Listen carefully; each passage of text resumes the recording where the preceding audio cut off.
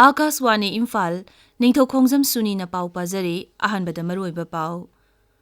Mukhyamantri Nongthombam Biren ngasi State Fire Service Personnel singda afaba makhalgi blower tara amasung Forest Bibagda blower mapan khusinakre.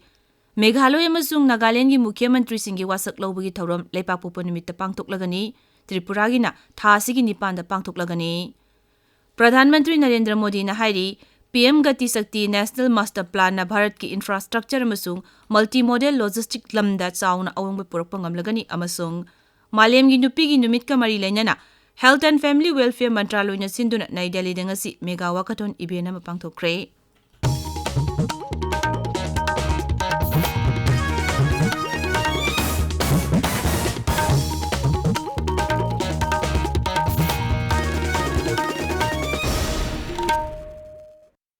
Mukhyamantri Nongthombam Biren ngasi State Fire Service ki personnel singda afaba makhal gi blower tara amasung Forest Bibagda blower mapan khusinakre.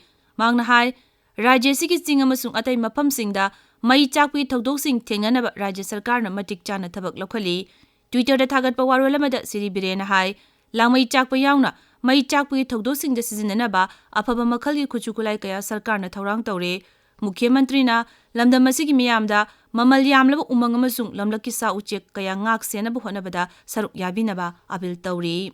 Amaromda Mukhyamantri na ngasi nungthil pung anida Sai Sports Complex Takhil da chatharakpa Tarahumdoi Shuba Sahit Manoranjan Singh Memorial State Open Football Tournament losinbagi thoromda saruk yagani. Madugi tungda Luang Sangam Multi Sports Complex ki Luang Pukpa Cricket Ground da flashlight hangdokani. Meghalaya amasung Nagaland gi Mukhyamantri singi wasak lawbagi thauram leipakupa numitta pangthoklagani. Tripura da BJP amasung Indigenous People's Front of Tripura gi chungsinaba Sarkar gi Mukhyamantri oina Dr. Manik Shah tha asigi nipanda wasak lawrgani. Wasak lawbagi thauramda Pradhan Mantri Narendra Modi saruk yagani. Anirok subo oina Agartala da laiba Swami Vivekananda Ground da Dr. Manik Shah bo Mukhyamantri oina wasak lawgani.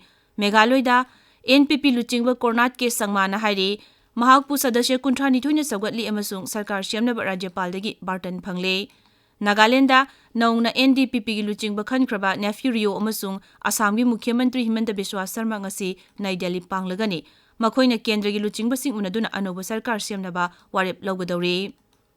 Bharat Railways na tha asigi kunmathoi dagi awang nopuk lamdamda Bharat Gaurav Train hawdokлагani numit 15 gi oiba North East Discovery Beyond Guwahati Tour asi Delhi gi Sabdarjung Railway Station dagi khongsan gani. Railgari asina Assam, Tripura, Nagaland amasung Meghalaya gi mafam sing konsin gani. Railgari asigi ahanba panthungpam Guwahati oigani. Railgari asi tonglokpa jatrik singna Kamakhya Mandir amasung Umananda Mandir chattuna lai khurumgani.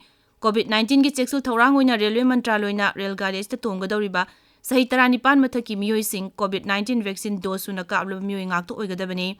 Booking gi akupa marol IRCTC website portal dagi khangbayagani. Arunachal Pradesh da drug ki samasya ko hannaba Rajya Sarkar na lokhalokpa thaurangi saruk ama oina Tirap District Administration, District Police amasung Tax amasung Excise Bibang na punna sinduna Laju Circle da paksana popi manghanbagi thabak sathakre. Ngarang pangthokiba khongjang aduda ain kaina thabak thaba popi kaya paktaknana yanthatke.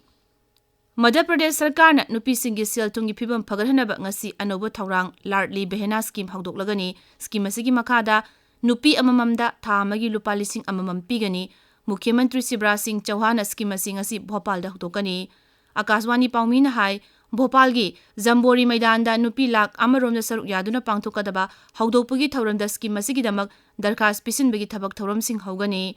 Lardli Behena Yojana asi Rajya dugi nupi sing sel thumgi lamda maromdom lepchaba ngamnaba haksel amasung afaba chinjak phanghanaba amasung imung manunggi maroiba hiram singda nupi gi thaudang hengathanaba pandamda pangthokpani. Thaurang asigi makhada Rajya sigi sahi kulhumdoi dagi humphu phawi nupi singi account da tha thagi lupa lising amamam hawkani. Scheme asigi damak darkhas pisinbagi matam tha asigi 15 dagi April 19 phabu oigani aduga June 10 dagi sel piba hawgani. Tabiriba Pawasi Akaswani Imphal dagini. Pradhan Mantri Narendra Modi na hairi PM Gati Sakti National Master Plan na Bharat ki infrastructure amasung multi-modal logistic ki lamda chaun awanba purakpa ngamlagani. Sri Modi na hai leibak asigi sel thumgi lamda achauba thodang lawriba infrastructure sakhothanduna leibak asi sakhotlaba leibak ama ohennaba pandam thamliba asi English ngani 48 yauba ngamgani. post budget webinar on Infrastructure and Investment, Improving Logistic Efficiency with PM Gati Shakti National Master Plan da wa ngangladuna Pradhan Mantri na hai multimodal infrastructure fagarhanbaga loinana logistic cost ki mamal makhatana hantaragani masna leibag asida puthokpada chawna kanaba pigani Pradhan Mantri na hayeng health amasung medical research ki matangda pangthokpa post budget webinar da wa ngangani Malemgi Nupigi Numit Kamari Lenana, Health and Family Welfare Mantraloina Sinduna, Nai Delhi Dangasi, Mega Wakaton Evena Pangtokre, Kongsadadu, BJ Chok Togi Horaga, Nirman Pawan Pawusatki, Haksang Fagadana Pandamda, Mui Changarum Nasar Yakiba Toramaduda, Miamna, Hypertension, Diabetes, Wakal Gilena Amasung, Cancer Nutsing Bading Aktongnaba, Haksang Panatamna Wasak Loki, Laibagasi District Headquarters in the Su, Haksang amasung pungning wakal fana thamnabaga loinana akoibagi phibam kahendanaba pandamda cycling advancing pangthokhi Pradhan Mantri Narendra Modi gi Fit India wakhaloni makhada wakathon amasung masiga manaba thauram kaya sinduna miyamda hakchang na da yektana thamnaba paujel kaya sandukli mi amadagi mi amada launadaba laina singna leibagasida mi sibagi chang sada humpu humdoirom oiri masigi manungda hidak mana yu Haksang Sajel Tawdaba amasung nungshit motpadagi miyoi kaya amasu siri. Jammu Kashmir gi Director General of Police Dilbag Singh na hairi Pakistan na Jammu Kashmir da terrorist drug amasung khujukulai heina pusilang na bahukan na honari mangna hai Jammu Kashmir da lalhubagi irang hantarakli amasung terrorism gi thabak thauram sing pungmut muthat na honari Poonch Zilla da haukiba irai nimita Yumamadagi heroin kilogram 8 lupa koti ani amasung khujukulai kayamarum phagatkiba adu security force ki chawna mai pakpa amani haina mahakna makha taki DGP na hai Union Territory asida terrorism gi thabak thauram sing tokhanaba security force na thabak kaya lokhale ain kana ngamkhai wangmadagi terrorist sing na changsilakpa thingnaba police na akanba thabak lokhali adumoinamak Pakistan na makha ta na terrorist sing thajilakpa leptri Leibagasi gi lawmi sing da hena kana hanaba pandamda sarkarna Nano Liquid DAP Diammonium Phosphate Fertilizer Sizinanaba Ayaba Pire Kendrugi Chemicals amusung Fertilizers Mantri Dr. Mansukh Maravia na hai Nano Urea gi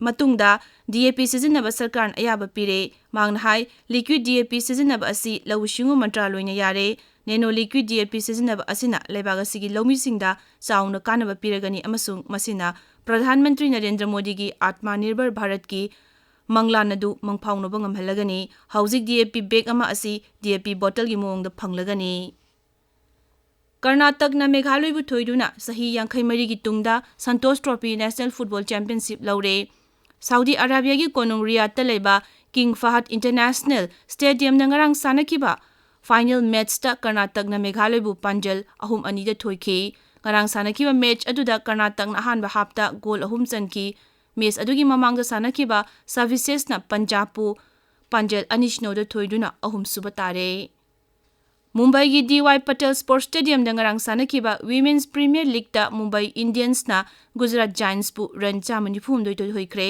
thoinabagi damak run Sani Shumna Nipan launa pandam thambada Gujarat Giants na over 35 ball amada wicket loina turaga run 34 khaktamak lauki Mumbai Indians ki Saikas Isak na wicket mari lauki ngasi Royal Challengers Bangalore ga Delhi Capitals ka aduga UP Warriors ka Gujarat Giants ka sanagani Aroibada maroiba pau amuk Mukhyamantri Nongthombam Biren ngasi State Fire Service ki personnel singda aphaba makhal gi blower tara amasung forest bibagta blower mapan khusinakre Meghalaya amasung Nagaland gi Mukhyamantri singi wasak lobugi thoram lepakopo nimita pangthoklagani Tripura gi natha sigi nipanda pangthoklagani Pradhan Mantri Narendra Modi na hairi PM Gati Shakti National Master Plan na Bharat ki infrastructure amasung multimodal logistic ki lamda chawna onba purakpa ngamlagani amasung Malem gi nupi gi numit ka mari lenana Health and Family Welfare Mantraloina chinduna Nai Delhi dangasi mega wakaton event ma pangthokare Paulo Jare